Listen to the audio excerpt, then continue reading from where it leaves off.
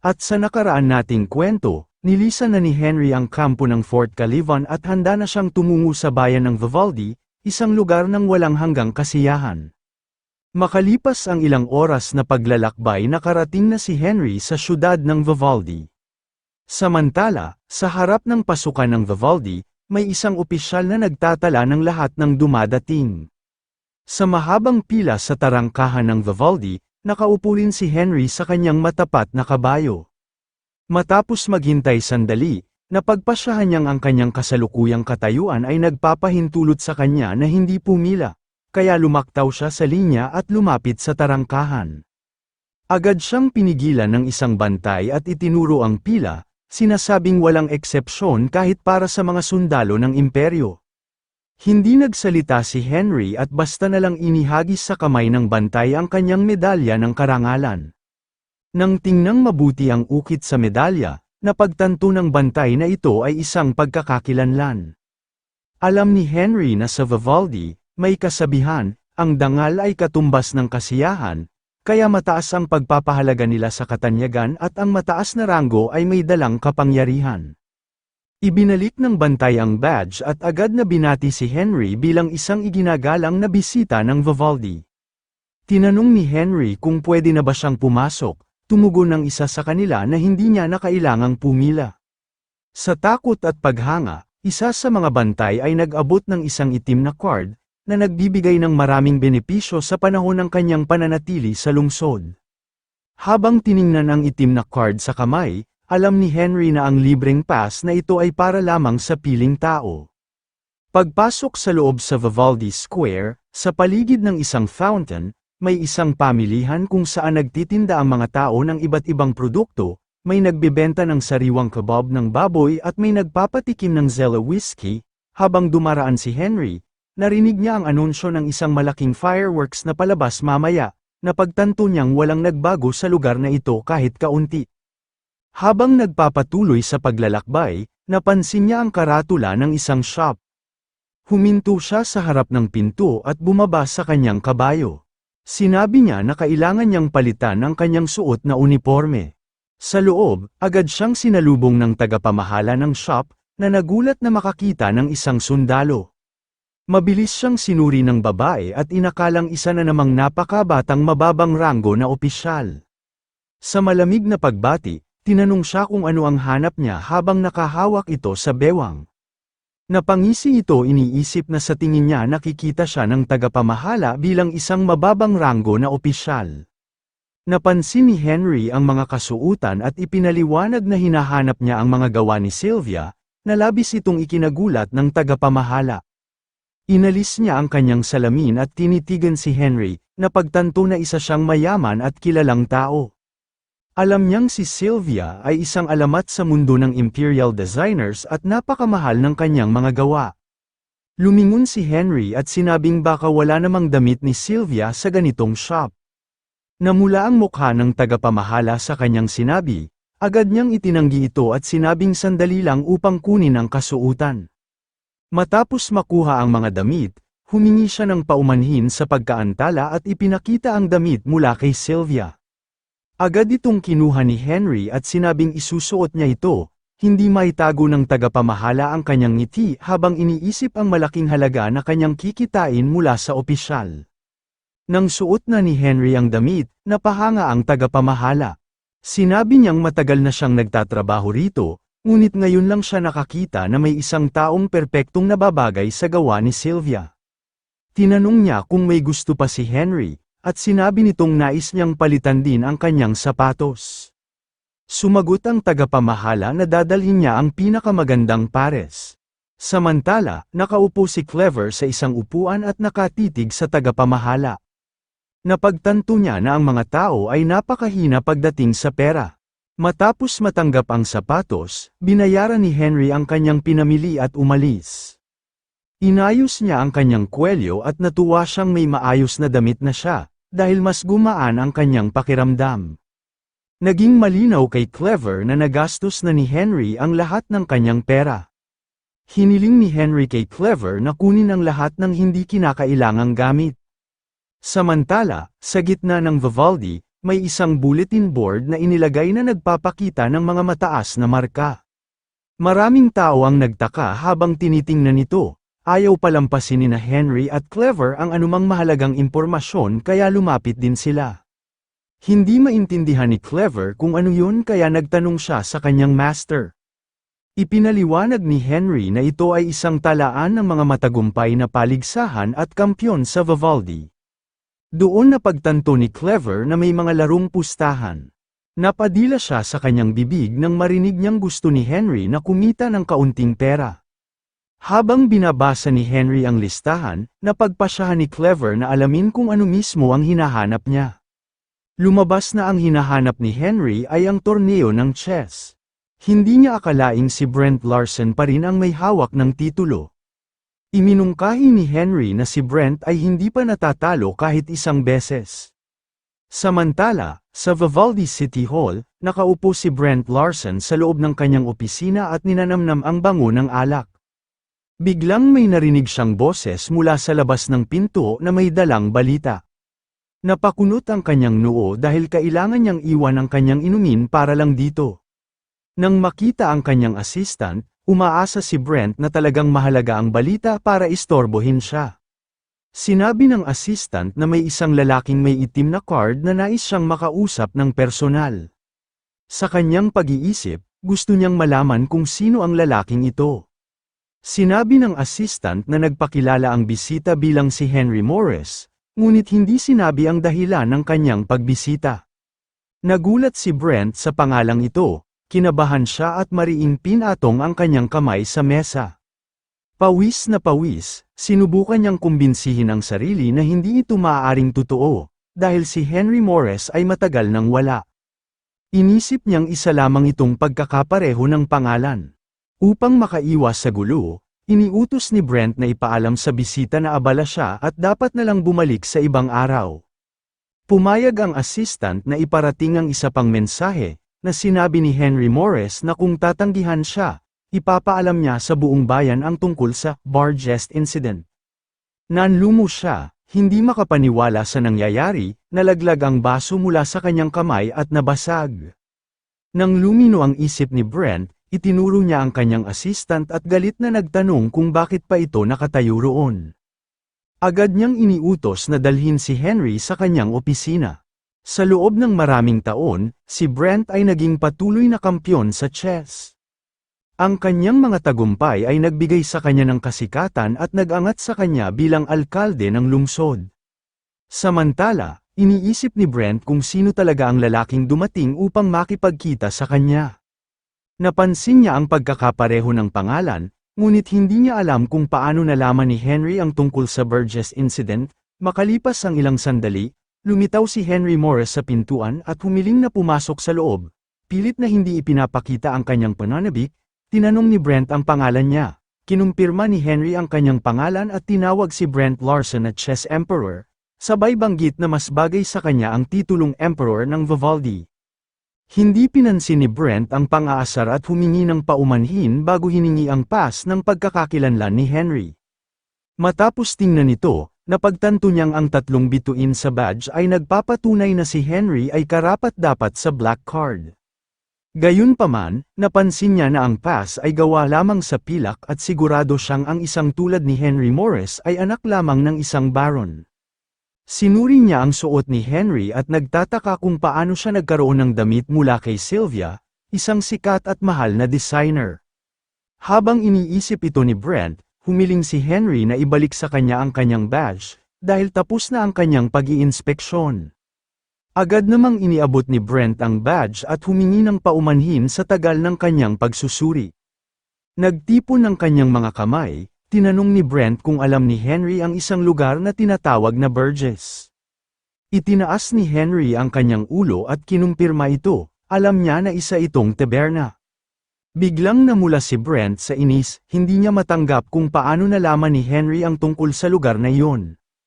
Habang umuupo si Henry sa chess table, napahalukip-kip ng braso si Brent at diretsyong tinanong ang dahilan ng kanyang pagbisita. Iminungkahi ni Henry ang isang laro ng chess bilang kondisyon. Sa kay-abangan, tinanong ni Brent kung alam ba ni Henry kung sino siya. Sinagot siya ni Henry na si Brent ay naging kampyon sa chess sa loob ng maraming taon at tinanong kung yun ang dahilan kung bakit siya naging alkalde ng Vivaldi. Hindi agad nakasagot si Brent, kaya nagmungkahi si Henry ng isang pustahan. Kung manalo si Brent, sasabihin ni Henry ang lahat ng nalalaman niya tungkol sa Burgess Inn. Itinaas ni Henry ang kanyang kamay at tinanong kung talagang interesado siya, dahil kung hindi sana nangyari ang pagpupulong na ito. Hindi lubos na maunawaan ni Brent ang binabalak ni Henry. Naupo si Brent sa mesa at buong kumpiyansang sinabi na ang kanyang titulo bilang undefeated champion ay sapat ng sagot. Ginawa ni Henry ang unang galaw at sinabi na kaya niya hinamon si Brent ay dahil gusto niyang talunin ang malalakas na kalaban. Hindi napigilan ni Brent at diretsang tinanong kung ano ba talaga ang pakay ni Henry, at duda siya para lang ito sa isang simpleng panalo. Matapos ang paggalaw ng chess piece, sinagot siya ni Henry na dahil maliit lang ang tsansa niyang manalo, dapat lang na maging sulit ang gantimpala. Kinuha ni Brent ang knight piece, at sinabing kung sakaling matalo siya, ibibigay niya kay Henry ang kahit anong hilingin nito. Natuwa si Henry sa alok at iminungkahing simula na ang laro. Ipinaliwanag din niya na bilang naghamon, siya ang gagamit ng white pieces. Napatawa ng malakas si Brent sa sinabi ni Henry, nakasandal siya sa kanyang upuan at tumingala bago tinanggap ang kondisyon ni Henry. Hawak ang queen piece, sa isipan ni Henry, hinahayaan niyang tumawa si Brent habang maingat niyang inilalagay ang kanyang pyesa. Sigurado siyang ipapaalala niya kay Brent kung sino talaga ang nag-imbento ng larong ito. Makalipas ang ilang sandali, isang panginginig ng galit ang dumaloy sa katawan ni Brent. Ibinagsak niya ang kanyang kamao sa mesa, pawis ang bumaba sa kanyang mukha, at hindi niya namalayang tumaas ang kanyang kilay sa pagkabigla. Hindi niya inalis ang tingin sa kamay ni Henry, sa puntong yun, inilagay ni Henry ang huling pyesa, at naging checkmate.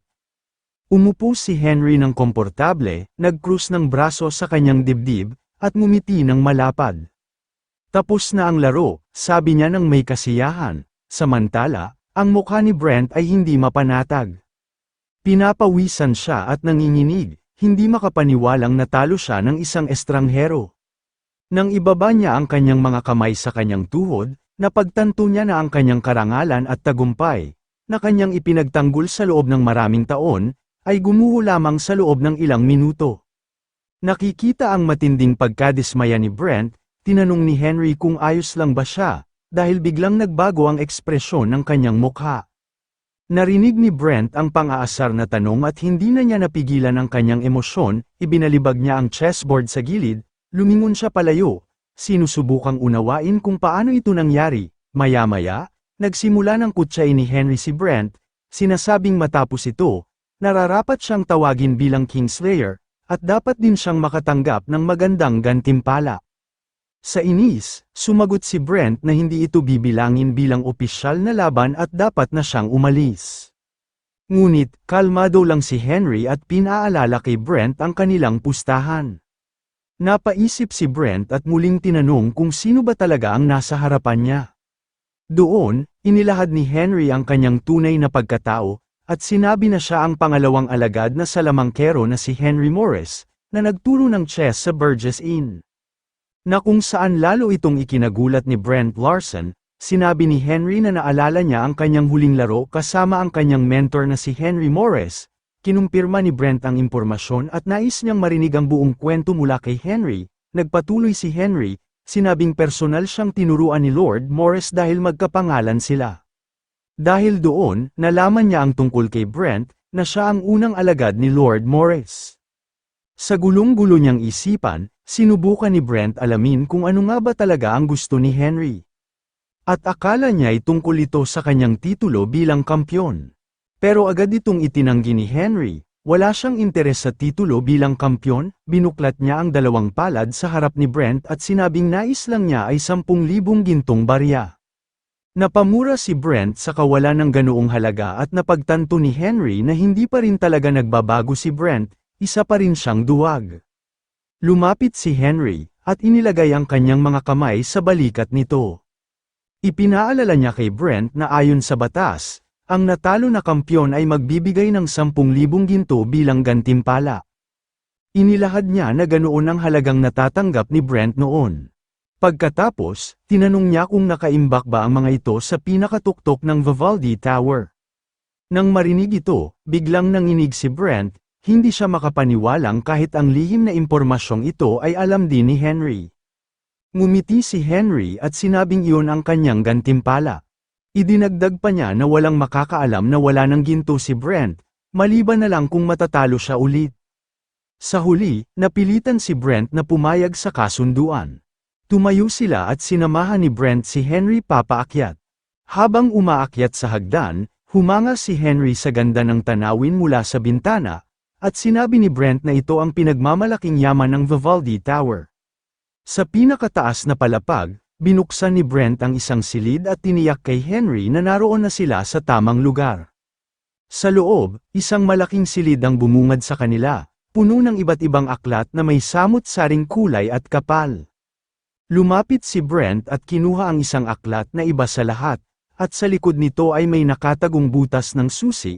Malungkot sa kanyang pagkatalo, hinugot ni Brent ang susi mula sa loob ng kanyang damit, pagkatapos niyang ipasok at ipihit ang susi. Biglang umusag ang istante ng libro, isang nakatagong pinto ang bumukas, itinuro ito ni Brent at sinabi niya kay Henry na naririto mismo sa pintuan na ito. Nang pumasok si Henry, naglakad siya ng ilang hakbang at napuno ang kanyang paningin ng maningning na barya.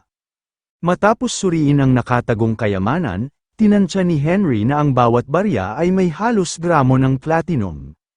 Lumingon siya kay Brent at sinabing kukunin lang niya ang 10,000 halaga na ginto na magpapabawas lamang ng kaunting halaga sa natipon na barya. Nagtataka si Brent kung paano dadalhin ni Henry ang ganoong halaga na napakaraming barya.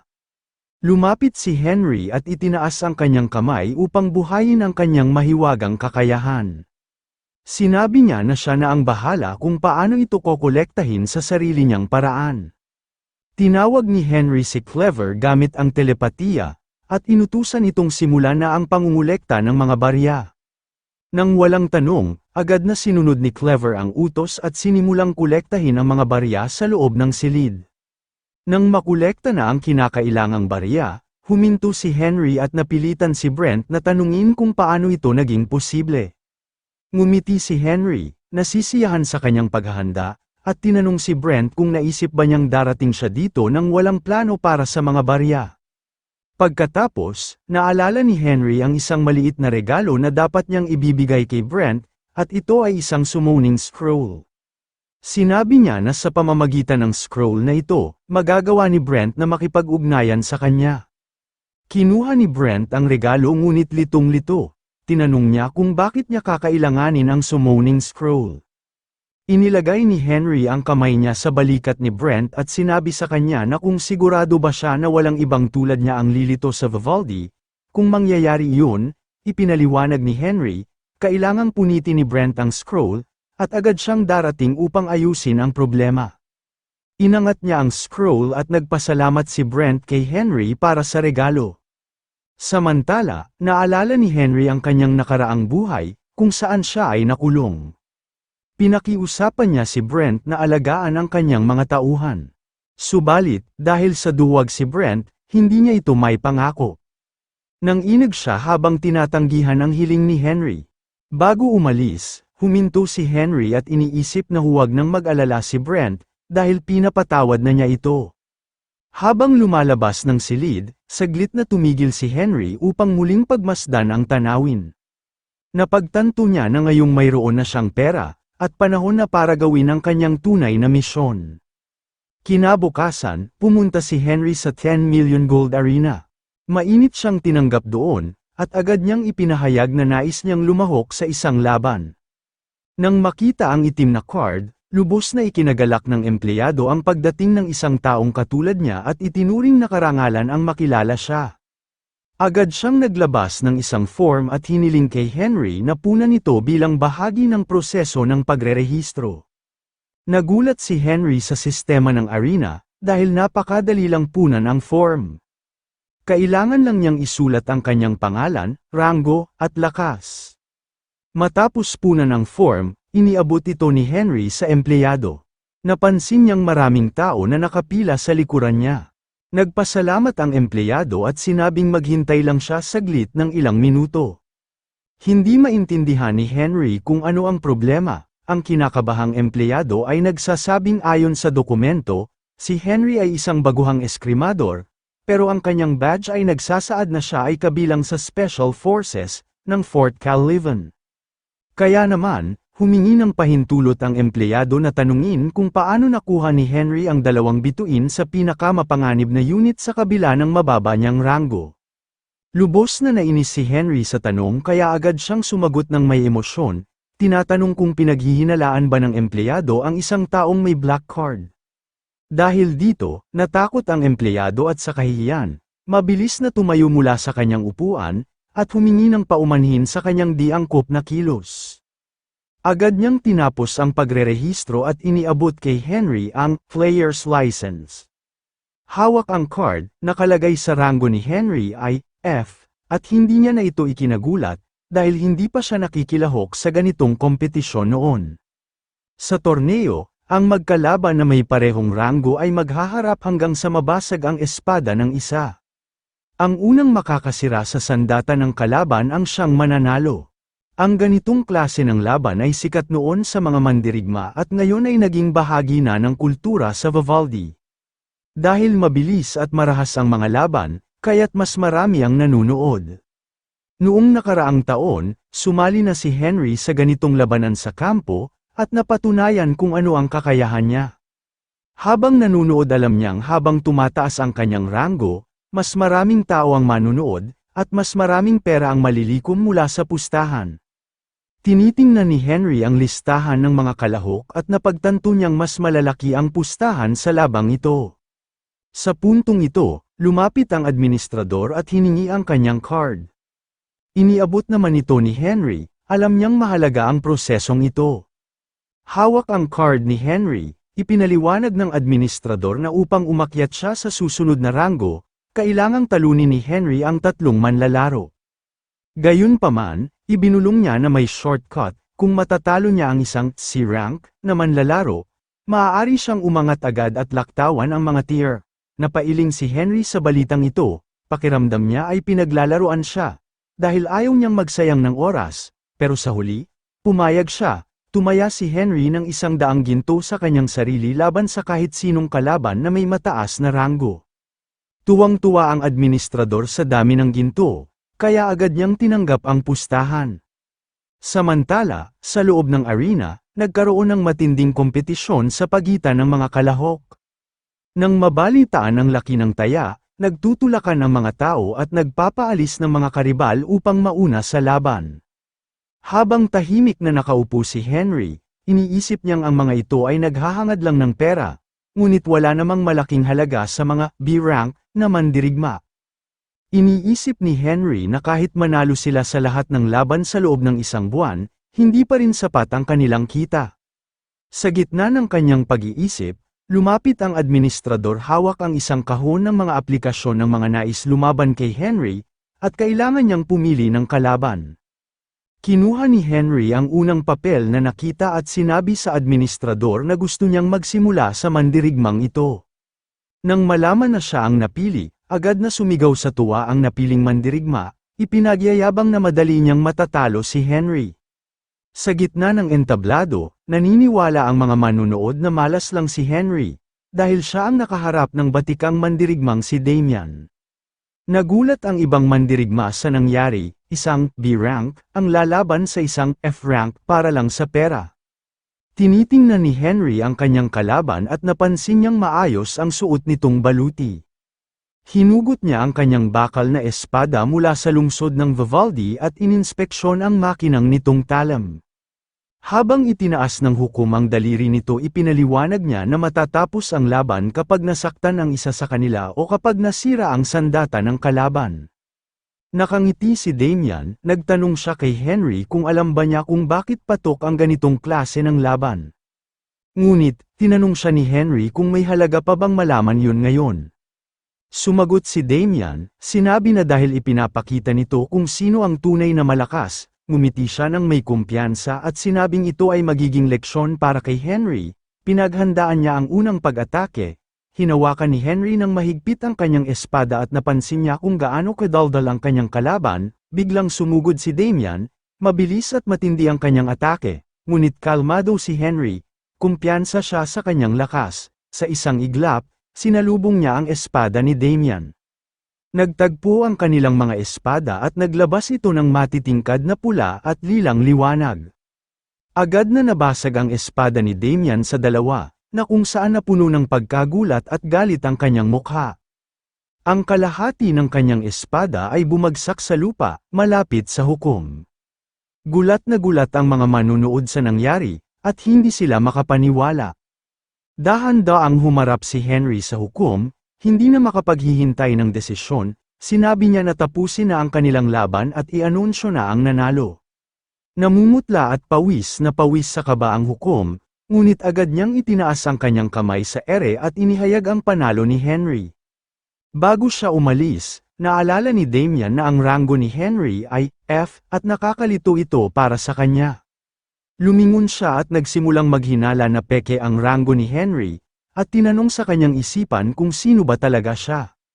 Samantala, tumayo si Henry at hinarap ang administrador na nakaupo sa likod ng plataporma.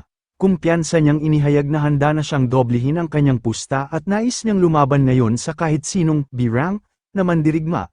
Dahil doon, labis na nagulantang ang mga mandirigma sa dobleng taya, itinaas nila ang kanilang mga kamay sa ere, ipinapakita ang kanilang kasabikan, na pagtanto rin ni Henry na ito ang pinakamabilis na paraan upang mabilis na umangat ang kanyang ranggo.